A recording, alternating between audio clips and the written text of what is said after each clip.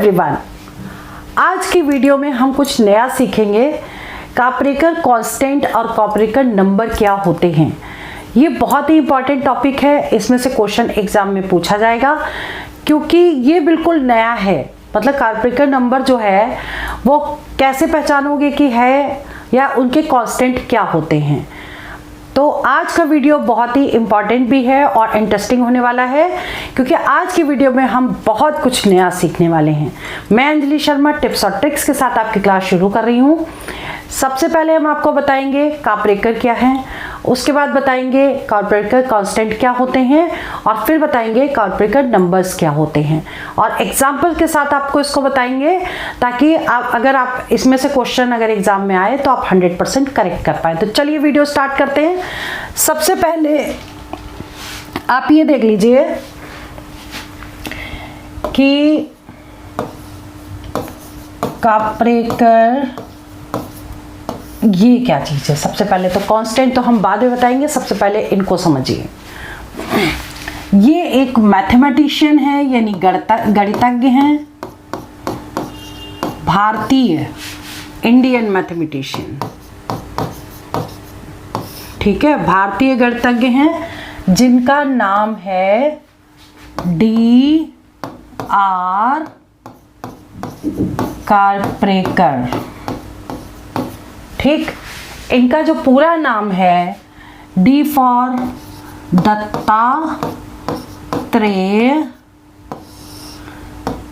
R से रामचंद्र और K से काप्रेकर। ठीक है, तो इन्होंने क्या किया, नंबर थ्योरी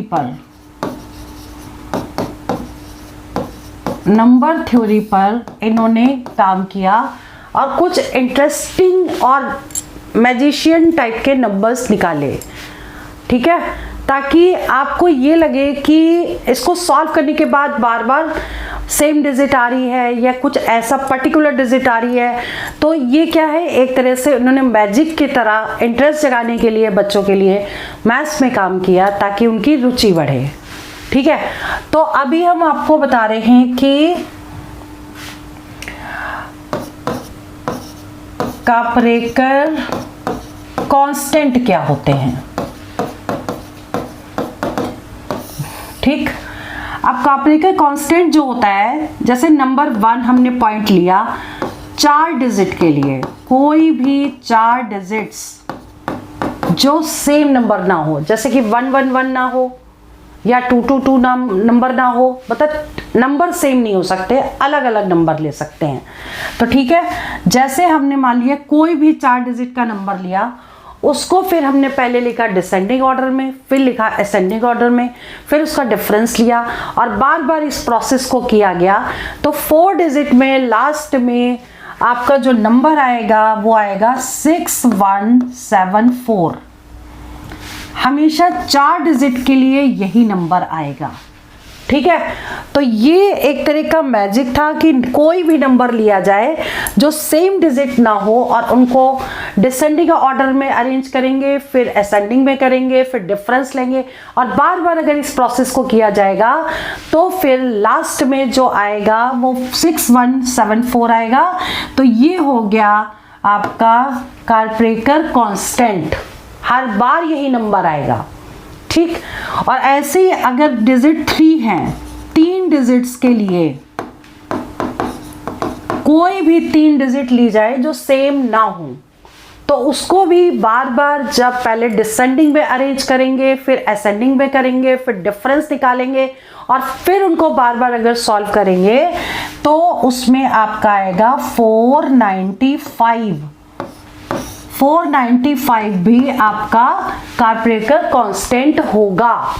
ठीक, अब हम इसको सॉल्व करके दिखा रहे हैं कि कैसे आप इसको सॉल्व करेंगे और किस तरीके से काप्रेकर कांस्टेंट आएगा। क्लियर, उसके बाद हम इसके नंबर के बारे में आपको बताएंगे। तो अभी हम कोई एग्जाम्पल ले लेते हैं। सपोज एग्जाम्पल 1 है कि अगर हमने कोई नंबर लिया लाइक 8 लाइक 3087। ठीक, ये कोई नंबर है। अब हम इसको सॉल्व करेंगे। पहले हम इसको अरेंज करेंगे। अब देखिए कैसे सॉल्व कर रहे हैं। पहले हम अरेंज करेंगे इसको डिसेंडिंग ऑर्डर में। डिसेंडिंग ऑर्डर क्या होता है, पहले बड़ी संख्या, फिर छोटी संख्या, फिर छोटी संख्या। ठीक है, बड़ी संख्या क्या हो गई, 8 हो गई, फिर 7 हो गई, फिर 3 हो गई, फिर 0 हो गई। अब इसको असेंडिंग में लिखेंगे। असेंडिंग यानी कि आरोही क्रम, मतलब छोटे से बड़ा। तो छोटी संख्या 0 हो गई, फिर यहाँ पर क्या आ जाएगा, 3 हो गई, फिर 7 हो गई, 8 हो गई। मतलब ये ऐसे उतार दो 0 3 7 8। अब इसको कर दो माइनस। ठीक, जब हम इसको माइनस करेंगे तो ये क्या आएगा आपका, ये आ जाएगा यहाँ पर 2। ठीक, और यहाँ पर आ जाएगा 5, और ये जो डिजिट है वो आपके आ जाएगी, ये कैरी चला गया, बचा 6, फिर आ जाएगी 3, और फिर यहाँ पर आ जाएगा 8। ठीक है, इतना समझ में आ गया। अब ये जो नंबर आया, फिर से इसको डिसेंडिंग ऑर्डर में अरेंज करेंगे। डिसेंडिंग में अरेंज करेंगे, सबसे बड़ी संख्या, उसके बाद छोटी, उसके बाद 3, फिर 2, और फिर से इसको असेंडिंग में अरेंज करेंगे। ठीक, असेंडिंग मतलब छोटी से बड़ी। ये 2 यहाँ, ये 3 यहाँ, ये 5 यहाँ, ये 8 यहाँ। ठीक, फिर से इसको माइनस करेंगे। अब माइनस करके देख लेते हैं। 8 और 4 12 होता है, तो यहाँ पे 4 आ गया। अब ये कैरी चला गया। ठीक है, 5, 12 में से 5 माइनस करेंगे, यहाँ पे आ जाएगा 7। ठीक है, अब ये कैरी यहाँ चला गया, यहाँ बचा 4, 4 में से 3 माइनस करेंगे 1, और इसमें से इसको माइनस करेंगे तो ये आ गया। ठीक, अभी हमने आपको क्या बताया, कोई भी 4 डिजिट, ठीक है, उसको सॉल्व करते जा रहे हैं डिसेंडिंग ऑर्डर में, फिर असेंडिंग ऑर्डर में अरेंज करेंगे, फिर माइनस करते जाएंगे, और लास्ट में क्या बच गया, 6174। ये आ गया। देखिए यही नंबर हमने बताया था यहाँ पे 4 डिजिट में, 6174। तो ये आपका क्या होगा, कार्परेकर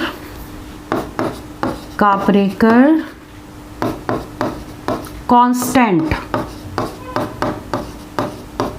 क्योंकि यही नंबर बार बार आ रहा है। क्लियर?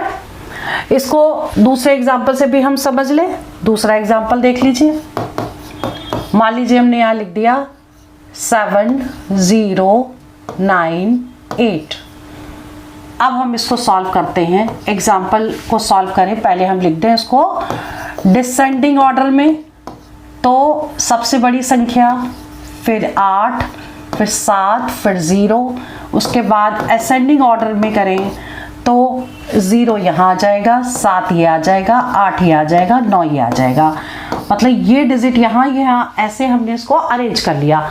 अब इसको फिर से माइनस करेंगे तो कितना आ जाएगा, ये तो आपका 1 बच गया। ठीक है, तो यहाँ बचा 6 और 8 8 16, यानी कि 8 यहाँ बच गया। ठीक, अब ये इधर कैरी जा चुका था, इसका मतलब ये 7 बचा, 7 माइनस 7 0 हो गया, और यहाँ 9 बच गया। ठीक, फिर से इसको अरेंज करेंगे डिसेंडिंग ऑर्डर में। डिसेंडिंग ऑर्डर में पहले 9 आएगा, फिर 8 आएगा, फिर 1 आएगा, फिर 0 आएगा, और फिर हमको इसको असेंडिंग ऑर्डर में अरेंज करेंगे तो क्या डिजिट आएगी, पहले ये 0 यहाँ, 1 यहाँ, 8 यहाँ, 9 यहाँ। फिर से इसको माइनस कर दीजिए। क्लियर? फिर से जब इसको माइनस करेंगे तो कितना आ जाएगा, 1 ये आ जाएगा, और यहाँ पर 10 बच गया, यहाँ पे ये आ जाएगा 2। ठीक, यहाँ 7 बचा, 7 में से 1 माइनस करेंगे 6 आ गया, और यहाँ पर 9 आ गया। फिर से इसको करेंगे डिसेंडिंग ऑर्डर में तो क्या आ जाएगा, देखिए ये डिसेंडिंग ऑर्डर में ही अरेंज है। ठीक, बड़ा फिर छोटा फिर छोटा, फिर मतलब कि हमको इसको अरेंज नहीं करने की ज़रूरत है। आप सीधा यहाँ पर असेंडिंग ऑर्डर कर दें और इसी से माइनस कर दें। तो असेंडिंग ऑर्डर क्या आ जाएगा, 1 2 6 और 9। ठीक, माइनस करिए, 9 10 11, यहाँ पे 2 बच गया, और ये बच गया आपका 1। तो 6 और 5 11 होता है, 5 आ गया, इधर से कैरी चला गया, 5 बचा, 5 में से 2 माइनस किया 3 आ गया, और यहाँ पर 9 में से 1 माइनस किया 8 आ गया। ठीक, अब इसको फिर से हम अरेंज करेंगे किसमें, इसको डिसेंडिंग ऑर्डर में अरेंज करेंगे, ठीक, डिसेंडिंग में अरेंज करेंगे। तो 8 फिर 5 फिर 3 फिर 2।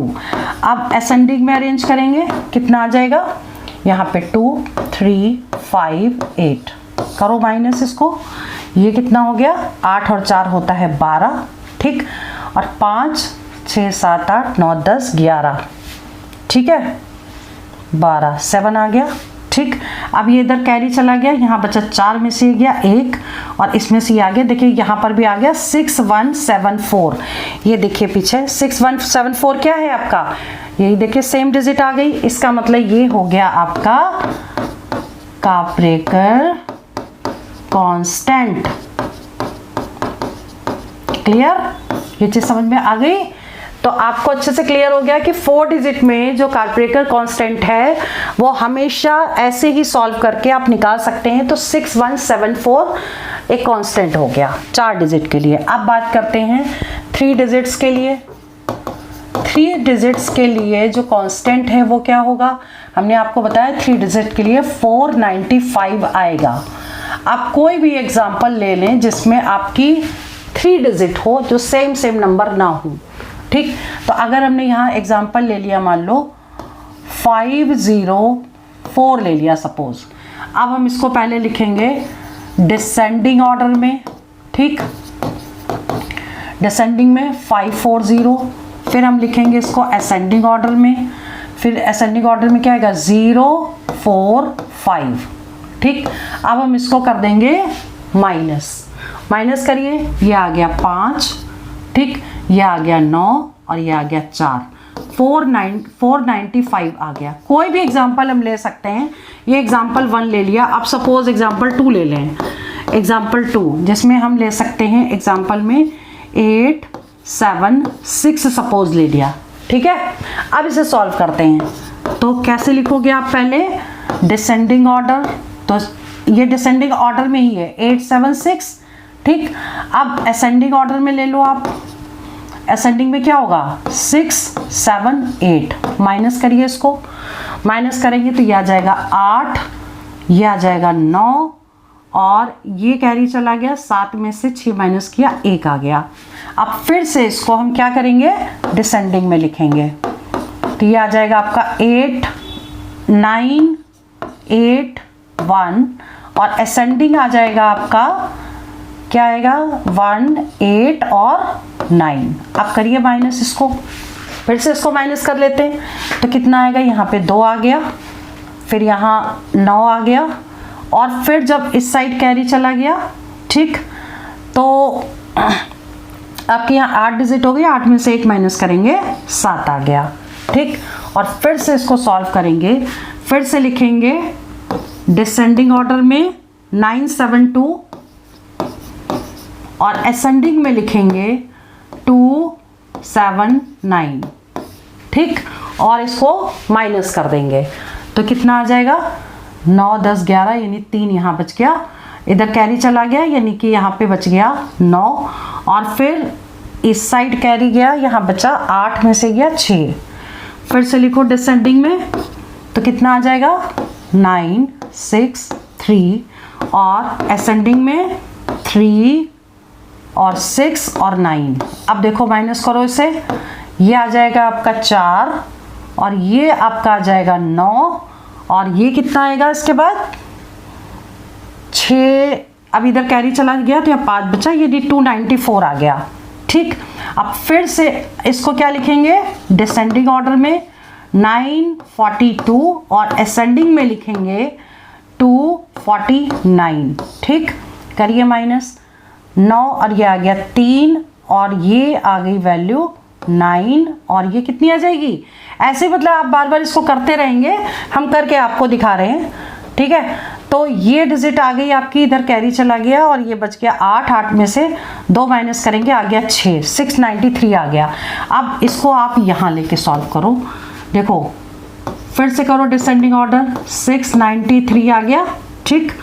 डिसेंडिंग में लिखेंगे सबसे बड़ा 963, फिर असेंडिंग में ले लो 369, ठीक, अब यहाँ पे माइनस करो, कितना आ गया 4, और यहाँ जो डिजिट है वो 9 आ गई, और इधर से कैरी चला गया 8, 8 में से गया 5 आ गया। ठीक, अब इसको फिर से डिसेंडिंग में लिखेंगे तो कितना आएगा 954, और असेंडिंग में अगर हम लिखेंगे तो वैल्यू कितनी आ जाएगी इसकी, देखिए 459। अब इसको माइनस करेंगे, ये आ गया 5। अब देखो इधर कैरी चला गया तो यहाँ पे 9 आ गया, इधर या 14 में से 5 माइनस करेंगे और ये जा चुका है तो यहाँ पे बचा कितना 4। तो 495 देखिए बताया, इसको अब क्या कहेंगे, काप्रेकर कांस्टेंट। मतलब कैलकुलेशन अगर बढ़ी भी जा रही है, आपने कोई भी नंबर लिया, लेकिन इसको बार बार ऐसे ही माइनस करते जाएंगे, डिसेंडिंग ऑर्डर, फिर उसको असेंडिंग में अरेंज करेंगे, फिर डिफरेंस निकालेंगे, ऐसे बार बार करते जाएंगे तो लास्ट में 3 डिजिट में आपको 495 ही मिलेगा। ठीक है, तो ये जो वैल्यूज हैं 4 डिजिट की और 5 डिजिट की, सॉरी 4 डिजिट के लिए और 3 डिजिट के लिए, आप इनको याद कर लीजिएगा। अब बात करते हैं काप्रेकर नंबर्स क्या होते हैं। ठीक है, यहां पे हम लिखते हैं काप्रेकर नंबर्स। काप्रेकर नंबर्स क्या होते हैं पहले ये समझिए। 1 नंबर, ठीक, फिर उसके बाद 9 नंबर, फिर 45 नंबर, 55 नंबर, फिर उसके बाद आपका आ गया 297 नंबर, फिर 703 नंबर, फिर 4 बार 9 नंबर। ये सारे नंबर जो हैं काप्रेकर्स नंबर कहलाते हैं। ठीक है, अब इनकी पहचान क्या है, कैसे पहचानोगे कि ये नंबर हैं, तो आपको एक एग्जाम्पल से समझाते हैं। जैसे हमने ले लिया 45 एक काप्रेकर नंबर है, हम लेकिन कैसे पहचानेंगे कि 45 ही है, तो हम क्या करेंगे 45 का स्क्वायर करेंगे। ठीक, 45 का हमने स्क्वायर कर दिया। अब हमें क्या करना है, इसका स्क्वायर पहले देखो कैसे निकालते हैं। लास्ट में अगर 5 होता है तो 5 के केस में 25 लिखते हैं, इसमें एक जोड़ देते हैं और दोनों को इंटू कर देते हैं, 5 चौक 20, यानी कि 45 का जो स्क्वायर है वो 2025 होगा। ठीक, अब जो स्क्वायर आया है उनको 2 पार्ट में डिवाइड करके प्लस करें तो सेम वैल्यू आएगी, इसका मतलब वो काप्रेकर नंबर हो गया। ठीक है, अब जैसे 20 और 25 को अगर ऐड कर दें तो ये आ गया आपका 45, यानी कि यही नंबर जो है वो काप्रेकर नंबर हो गया। ठीक है, काप्रेकर नंबर ये हो गया, क्योंकि ऐसे ही चेक किया जाएगा। 4 अगर ऑप्शन दिए हैं और पूछा गया कि कौन सा नंबर है तो उसका स्क्वायर निकालिए, उसको 2 पार्ट में डिवाइड करिए और ऐड करके देखिए, अगर सेम नंबर आ रहा है तभी वो काप्रेकर नंबर होगा, अदरवाइज नहीं होगा।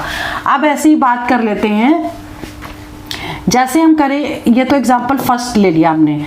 अब जैसे दूसरी वैल्यू ले लें 9 काप्रेकर नंबर है कि नहीं, तो हम क्या करेंगे 9 का स्क्वायर ले लेंगे, ये हो जाएगा 81, और 8 + 1 को जब सॉल्व करेंगे तो ये 9 हो गया, इसका मतलब ये भी नंबर काप्रेकर नंबर हो गया। ठीक, इसके बाद है आपका 55। अब देखो 55 नंबर है कि नहीं है ये हमें चेक करना है, तो आप क्या करोगे 55 का स्क्वायर ले लोगे। तो 5 के केस में हमने क्या बताया, यहाँ तो 25 लिखना है और इसमें एक जोड़ देंगे तो 6 हो जाएगा, 6 × 5 यानी 30 हो गया। 55 का स्क्वायर हो गया 3025। ठीक, अब आप क्या करोगे, इन दोनों को प्लस करके देख लो, 3025 यहाँ पे प्लस कर दो, 30 + 5 यहाँ लिखो, 3025 यानी 30 + 25 यानी कितना हो गया ये 55। तो यानी कि ये वैल्यू सेम हो गई, इसका मतलब ये काप्रेकर नंबर हो गया। क्लियर। अगला आपको हमने बताया कि 297 का स्क्वायर, पहले 297 एक काप्रेकर नंबर है कि नहीं है। ठीक, तो हमें क्या करना है 297 का स्क्वायर ले लेना है। ठीक है, आप देखो इसका स्क्वायर कैसे निकालोगे, आप इसको लिख सकते हो 300 - 3 का होल स्क्वायर और a² - b² लगा दो। ठीक है, तो देखो a² करेंगे तो 9 के बाद 4 0, b का स्क्वायर प्लस में करेंगे तो ये 9 आ गया, -2ab तो 3 2 जा 6 और 6 3 जा 1800। ठीक, अब इन दोनों को प्लस करिए, 9 0 0 0 3 बार और 9, और इसमें से माइनस करना है 0 0 8 1, माइनस कर दीजिए, से ये 9 आ गया, ये 0 आ गया, अब ये 2 आ गया। ठीक है, यहाँ बचा 9, 9 में से गया 8, फिर ये 8 आ गया। ये जो हो गया वो इसका स्क्वायर हो गया। क्लियर? अब आपको क्या करना है, देखना है इसको दो पार्ट में डिवाइड करके 297 हो रहा है कि नहीं।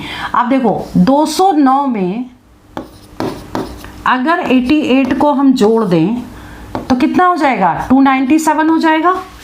इसका मतलब ये जो नंबर है वो कापरेकर नंबर हो गया।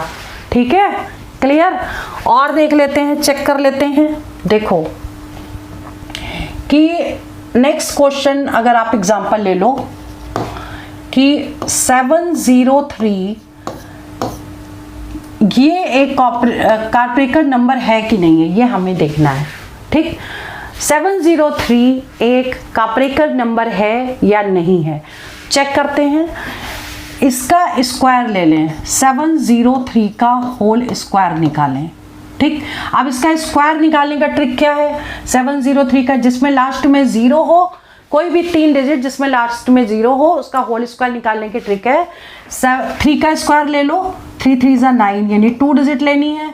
ठीक, और 7 का स्क्वायर ले लो, 49 हो गया। ठीक, अब बीच में क्या आएगा, इसको इंटू करो, 7 या 21, 21 दूनी 42, ये आ गया 703 का स्क्वायर। ठीक, अब हमें क्या करना है, इसको दो पार्ट में डिवाइड करके प्लस करके देखना है क्या ये 703 आ रहा है कि नहीं आ रहा है। तो हम चेक कर लेते हैं इसको हम डिवाइड करें दो पार्ट में। तो अगर हम इसको 494 और 209 को कर दे प्लस, तो 9 और 4 13, ये आ गया 10, 4 2 6 1 7, देखिए 703 आ गया। इसका मतलब ये क्या हो गया, ये हो गया कापरेकर नंबर। क्लियर? ठीक है, इसके बाद नेक्स्ट नंबर देख लेते हैं। 4 बार 9 है, क्या ये नंबर कापरेकर नंबर है कि नहीं है, चेक करते हैं।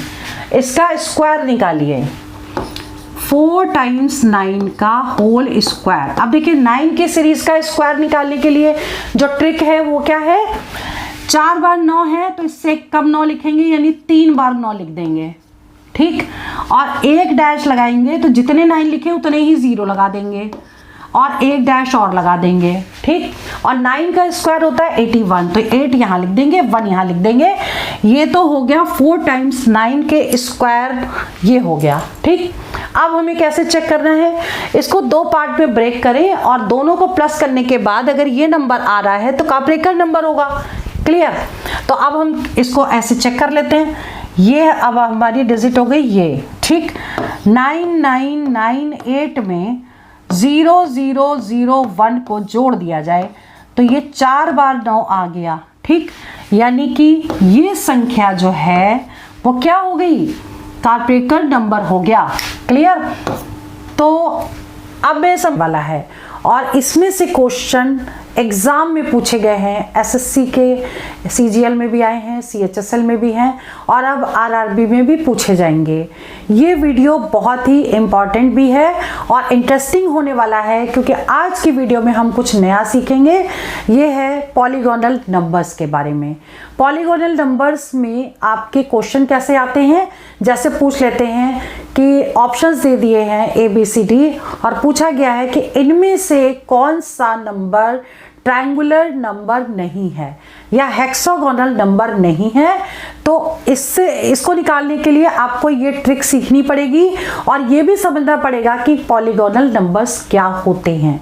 तो आज की वीडियो में हम पूरी तरीके से आपको एक्सप्लेन करेंगे और सारे छोटे छोटे पॉइंट भी बताएंगे, फॉर्मूले बताएंगे, और कैसे क्वेश्चन एग्जाम में पूछे जाएंगे ये भी हम एक्सप्लेन करेंगे। इन शॉर्ट कह सकते हैं ये वीडियो देखने के बाद आप हर टाइप के क्वेश्चंस 100% करेक्ट कर पाएंगे। मैं अंजलि शर्मा टिप्स और ट्रिक्स के साथ आपकी क्लास शुरू करने जा रही हूँ। बहुत ध्यान से समझिएगा इस चीज को कि पॉलीगोनल नंबर्स क्या होते हैं। पहले हम यहाँ लिखते हैं पॉलीगोनल नंबर्स। ठीक है, ये क्या होते हैं? इट इज फॉर्म्ड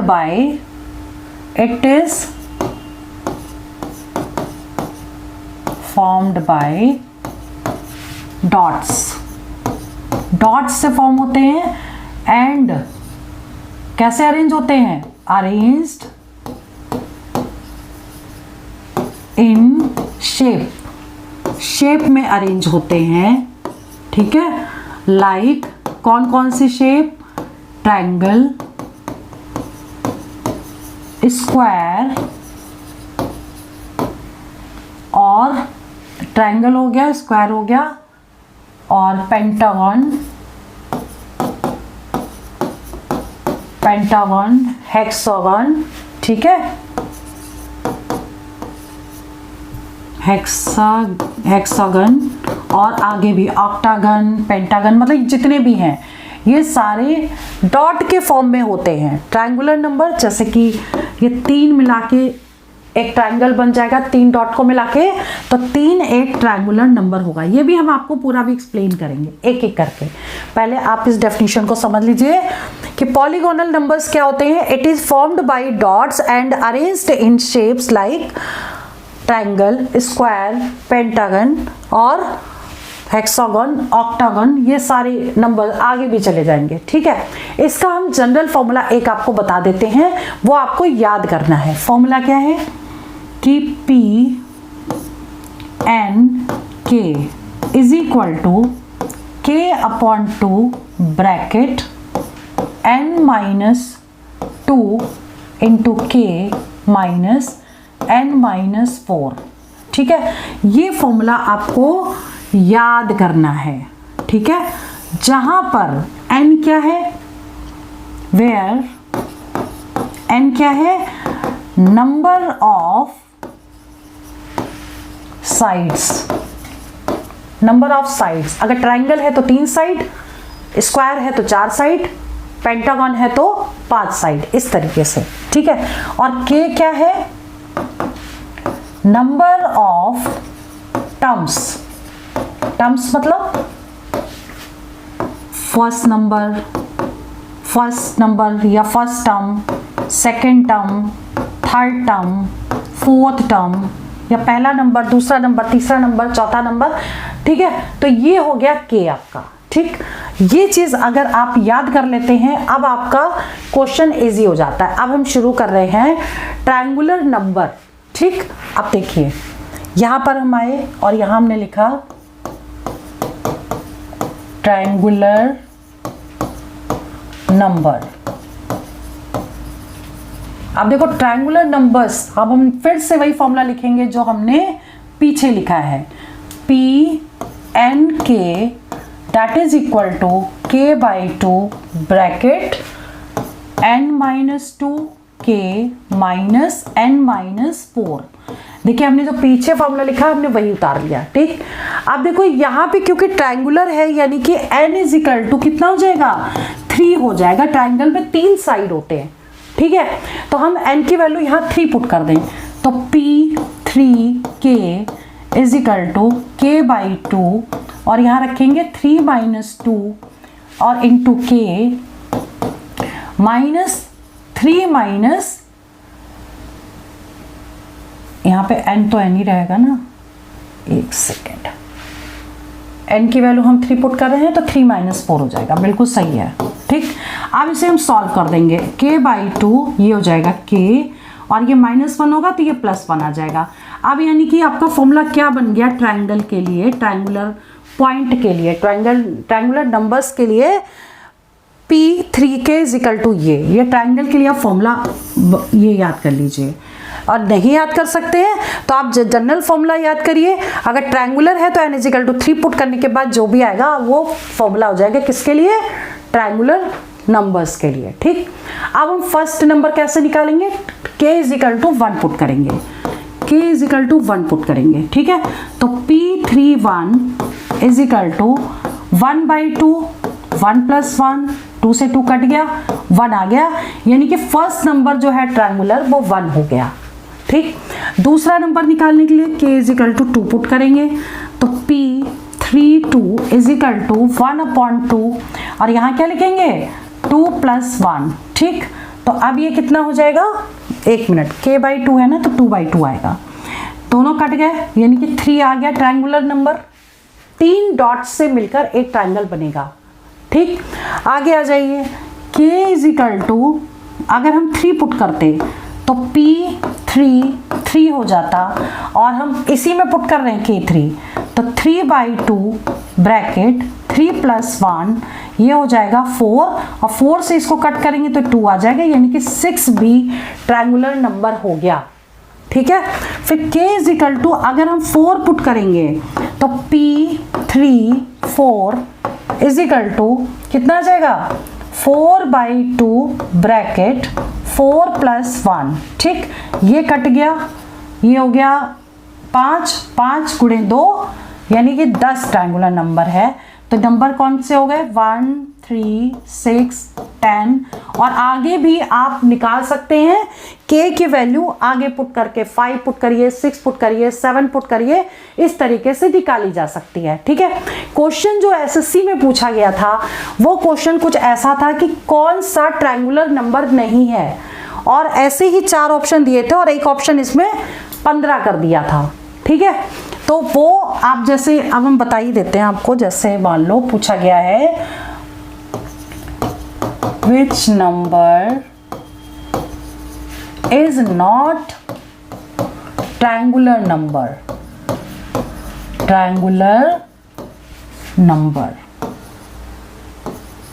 ठीक है, ऐसे पूछा गया। ठीक है, अब ऑप्शन दे दिए हैं A B C D, 1 दे दिया है, 3 दे दिया है, 15 दे दिया है, 10 दे दिया है।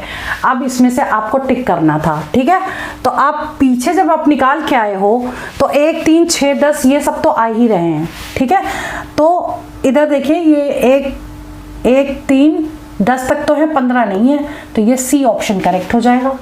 ठीक, तो ऐसे क्वेश्चन एग्जाम में पूछे जाएंगे, आप कभी भी मिस्टेक नहीं करेंगे अगर आप जनरल फॉर्मूला याद कर लेंगे।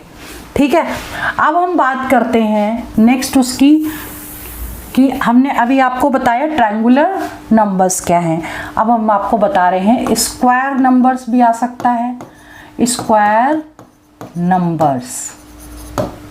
ठीक, स्क्वायर नंबर के लिए भी पहले हम जनरल फॉर्मूला लिखेंगे। जनरल फॉर्मूला क्या है, p bracket n k is equal to k/2 bracket n - 2 into k minus n - 4। ठीक, अब क्योंकि ये स्क्वायर है इसलिए n इज इक्वल टू क्या पुट करेंगे 4 पुट कर देंगे।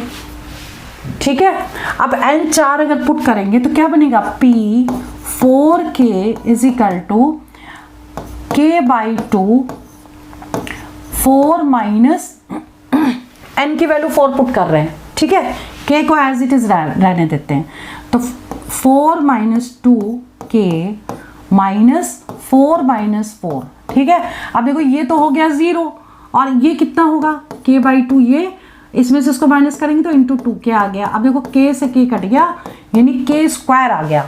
ठीक है, क्लियर, यानी कि जो स्क्वायर नंबर्स होंगे वो आप डायरेक्ट निकाल सकते हैं, क्या है k स्क्वायर।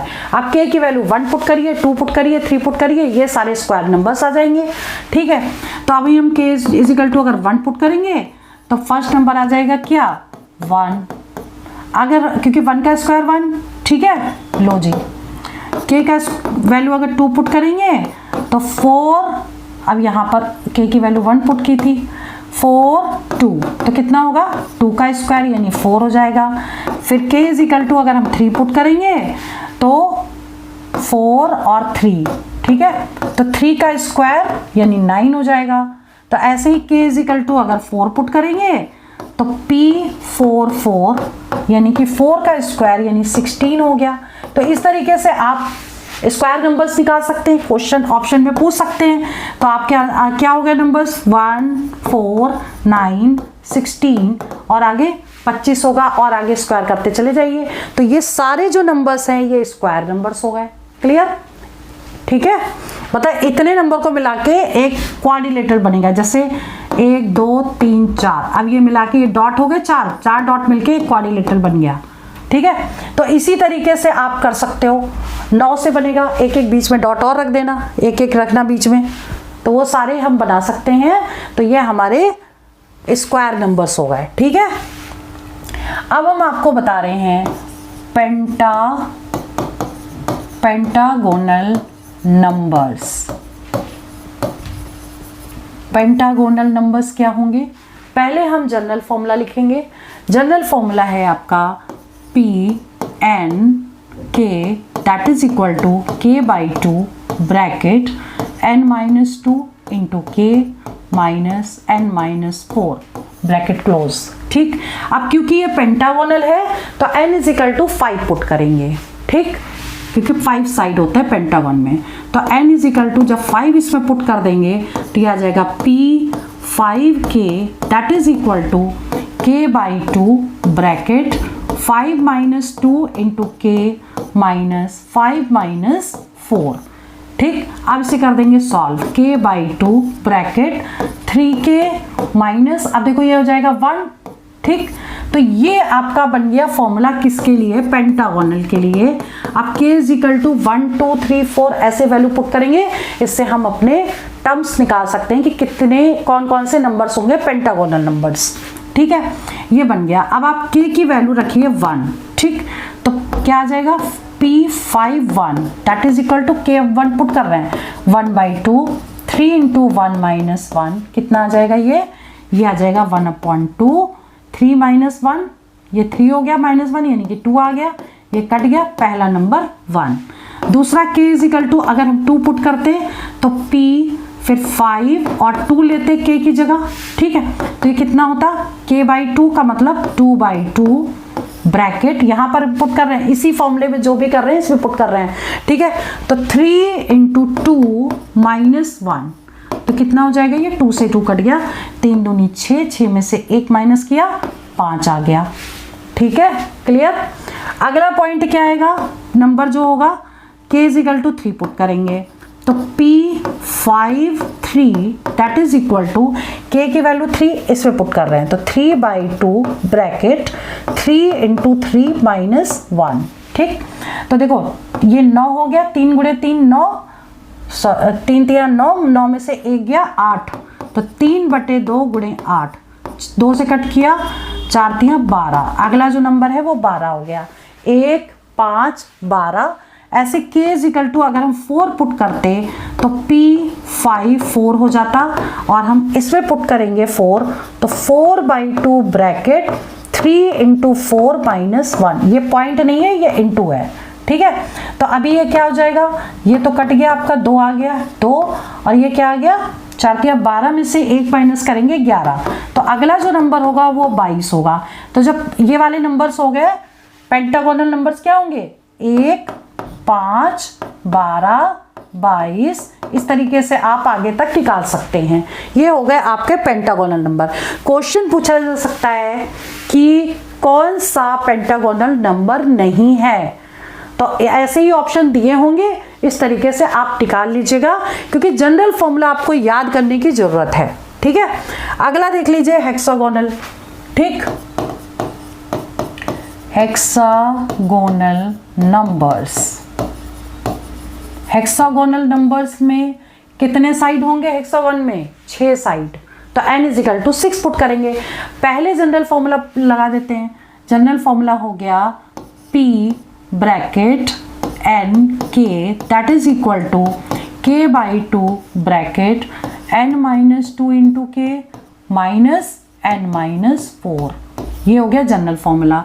क्योंकि ये एक हेक्सागोन है तो हेक्सागोनल नंबर निकालने तो n की वैल्यू 6 पुट करेंगे, तो n इज इक्वल टू जब हम 6 इसमें पुट करेंगे तो P और 6k that is equal to k/2 bracket 6 - 2k minus 6 - 4।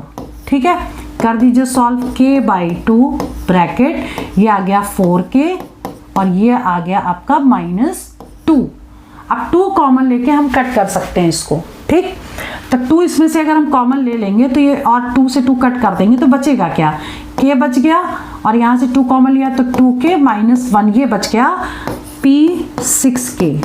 ठीक है, अब इस फॉर्मूला में, ये फॉर्मूला हो गया किसका, हेक्सागोन का। ठीक, अब हेक्सागोनल नंबर हमें निकालने के लिए k = 1, k = 2, k = 3 ऐसे पुट करेंगे तो हेक्सागोनल नंबर आ जाएंगे। तो k = हम पहले 1 पुट करते हैं, तो p61 = k की वैल्यू 1 है तो 2 × 1 - 1, तो ये आ गया 2 - 1, ये पहली वैल्यू 1 आ गई। ठीक, k = 2 पुट करेंगे तो ये आ जाएगी आपकी 6/2, दैट इज इक्वल टू के हम 2 पुट कर रहे हैं, 2 × 2 - 1, 2 दूनी 4, 4 में से 1 माइनस किया 3, 3 × 2 6 आ गई। ठीक, अगला देख लीजिए, तीसरी जो वैल्यू है वो p6 और 3। ठीक, 3 वैल्यू पुट की है, इसी में पुट करेंगे तो 3 ब्रैकेट 2 × 3 - 1। ठीक, तो ये कितनी आ जाएगी, 3 दूनी 6, 6 में से 1 माइनस किया 5 आ गया, 5 × 3 15 हो गई। ठीक है, अगला जो है k = अगर 4 पुट करेंगे तो p64 that is equal to, यहाँ पे हम 4 पुट कर रहे हैं, 4 ब्रैकेट 2 × 4 - 1। ठीक है, 4 2 8, 8 में से 1 गया 7 आ गया, 7 चौक 28। तो इस तरीके से आप निकाल सकते हैं, पहला नंबर हो गया 1, दूसरा नंबर हो गया 6, तीसरा नंबर हो गया 15, अगला नंबर 28 हो गया। इस तरीके से आगे और हेक्सागोनल नंबर निकाल सकते हैं। सबसे मज़ेदार बात है वो अब हम आपको बता रहे हैं, इस तरीके से तो आप ये निकाल सकते हैं। अगर हेक्सागोनल नंबर निकालना है या पेंटागोनल निकालना है या ट्रायंगुलर नंबर निकालना है तो उसमें पहला नंबर हमेशा 1 होता है।